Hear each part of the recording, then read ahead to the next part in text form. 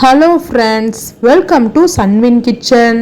இன்றைக்கி நம்ம கிச்சனில் அங்கன்வாடி சத்து மாவு வச்சு சூப்பரான டேஸ்ட்டில் ஒரு ஈவினிங் ஸ்நாக்ஸ் ரெசிபி தான் எப்படி செய்யலான்னு வாங்க பார்க்கலாம். ஒரு மிக்சிங் பவுலில் அரை கப் அளவுக்கு ரவை சேர்த்துக்கோங்க. வறுக்காத ரவை தான் நான் சேர்த்துருக்கேன், எது வேணால் சேர்த்துக்கலாம். அதே கப்பால் ஒரு கப் அளவுக்கு பால்வாடியில் கொடுப்பாங்க பார்த்தீங்களா, அந்த சத்து மாவு சேர்த்துக்கோங்க. ரவை எந்த அளவுக்கு அளந்தமோ அதே அளவுக்கு நாட்டு சக்கரை சேர்த்துக்கோங்க. அரை கப் அளவுக்கு நாட்டு சக்கரை சேர்த்துட்டு 2 டீஸ்பூன் அளவுக்கு நெய் சேர்த்துக்கோங்க. ஒரு 4 ஏலக்காவை இந்த மாதிரி தட்டி சேர்த்துக்கோங்க, இல்லைனா ஏலக்காய் பவுடர் இருந்தால் அது கூட சேர்த்துக்கோங்க. மாவு ரவெல்லாம் அளந்தோம் பார்த்தீங்களா, அதே கப்பால் ஒரு கப் அளவுக்கு தண்ணி சேர்த்திங்கன்னா கரெக்டாக இருக்கும். ஒரு கப் அளவுக்கு தண்ணி சேர்த்துட்டு நல்லா கட்டிகள் எதுவுமே இல்லாத மாதிரி நல்லா மிக்ஸ் பண்ணி விட்டுருங்க. அந்த சர்க்கரை எல்லாமே நல்லா கரைஞ்சி வரணும், அந்தளவுக்கு நல்லா மிக்ஸ் பண்ணிடுங்க. இப்போ இந்த அளவுக்கு நம்ம மிக்ஸ் பண்ணதுக்கப்புறம் இதை மூடி போட்டு ஒரு அரை மணி நேரம் அப்படியே வச்சுட்டிங்க அப்படின்னா நல்லா சர்க்கரைலாம் கரைஞ்சி அந்த ரவெல்லாம் ஊறி சூப்பராக ரெடி ஆயிரும். பாருங்கள், இப்போ கரெக்டாக நான் ஒரு அரை மணி நேரம் கழித்து பார்க்கும்போது நல்லா கொஞ்சம் கெட்டியாக இருக்குது, கரெக்டான ஸ்டேஜில் இருக்குது. இந்த ஸ்டேஜில் வந்து நம்ம பணியாரக்கல்லில் வந்து ஊற்றணும் அப்படின்னா கரெக்டாக இருக்கும். சர்க்கரைலாம் நல்லா கரைஞ்சிருச்சு, மாவுமே நல்லா கெட்டியாயிருச்சு, ரவையும் நல்லா ஊறி இருக்குது. மாவு வந்து கரெக்டாக இந்த பதத்தில் இருந்துச்சு அப்படின்னா கரெக்டாக வரும். இப்போ ஒரு பணியாரக்கல்ல சூடு பண்ணிக்கோங்க, அதில் எண்ணெய் அல்லது நெய் சேர்த்துக்கோங்க. நான் வந்து நெய் சேர்த்துருக்கேன்.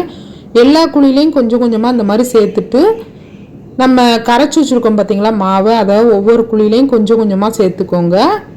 சேர்த்துட்டு 2 சைடும் நல்லா வேக வச்சு எடுத்தோம் அப்படின்னா சூப்பரான ஸ்நாக்ஸ் வந்து ரெடி ஆயிரும்.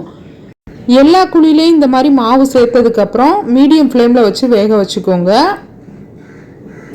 சத்து மாவெல்லாம் நம்ம வந்து குழந்தைங்களுக்கு வந்து கொடுத்தோம் அப்படின்னா சாப்பிட மாட்டாங்க. இந்த மாதிரி வந்து நீங்கள் பணியாரம் செஞ்சு கொடுத்தீங்க அப்படின்னா கண்டிப்பாக விரும்பி சாப்பிடுவாங்க. நீங்கள் கடாயில் எண்ணெய் சேர்த்து கூட அதிகமாக எண்ணெயில் கூட பொரித்து செய்யலாம். இது வந்து கொஞ்சம் கம்மியான அளவில் செய்கிறதுக்கு வந்து ரொம்ப நல்லாயிருக்கும். இப்போ ஒரு சைடு வெந்துருச்சு, சீக்கிரம் வந்து வெந்துடும்.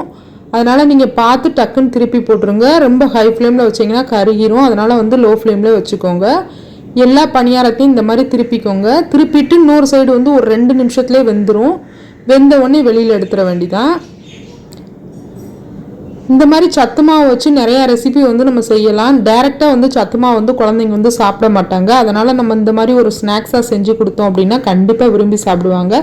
இதே மாதிரி சத்து மாவு வச்சு கேக் ரெசிபியும் செஞ்சுருக்கேன், அதையும் போய் பாருங்கள். கண்டிப்பாக டேஸ்ட் வந்து ரொம்ப நல்லாயிருக்கும். குட்டீஸ்க்கு வந்து ஈவினிங் டயத்தில் இந்த மாதிரி செஞ்சு கொடுத்தீங்கன்னா கண்டிப்பாக விரும்பி சாப்பிடுவாங்க. கண்டிப்பாக ட்ரை பண்ணி பாருங்கள். ட்ரை பண்ணி பார்த்துட்டு எப்படி இருந்துச்சுன்னு மறக்காமல் சொல்லுங்கள். இந்த வீடியோ உங்களுக்கு பிடிச்சிருந்துச்சுன்னா இந்த வீடியோக்கு லைக் பண்ணிக்கோங்க, என்னோட சேனலை சப்ஸ்கிரைப் பண்ணிக்கோங்க. தேங்க்யூ.